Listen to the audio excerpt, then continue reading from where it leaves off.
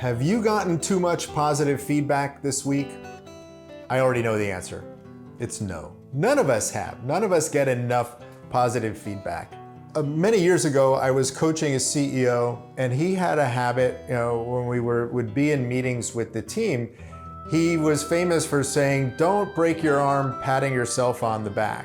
He was just an old school command and control kind of guy, and he wasn't really demonstrative emotionally, and so he thought that pausing to acknowledge and celebrate accomplishments and milestones wasn't really important. I guess it wasn't important for him, so he just assumed it wasn't important for the team. I disagreed with him, and I still disagree with him, that all of us need positive reinforcement and validation sometimes, right? These are fundamental needs for us as humans. We want to feel like our contribution matters, and so we need to celebrate, and we need to be celebrated when we do something that is a positive contribution.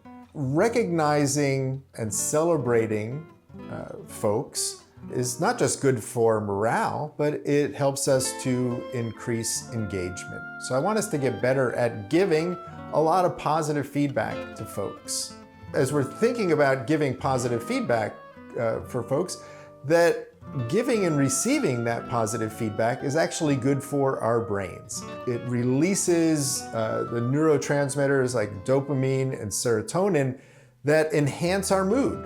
And they set a productive baseline for us in terms of our brain functioning. So giving and receiving positive feedback is good for the brain.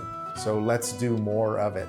So what I would ask you to do today is take some time, call someone on your team, ask them, what's the biggest win of the week that you've experienced, or the last week, right? Ask them to tell you so that you can celebrate it with them and make them feel better. Make them feel acknowledged and validated that their contribution matters.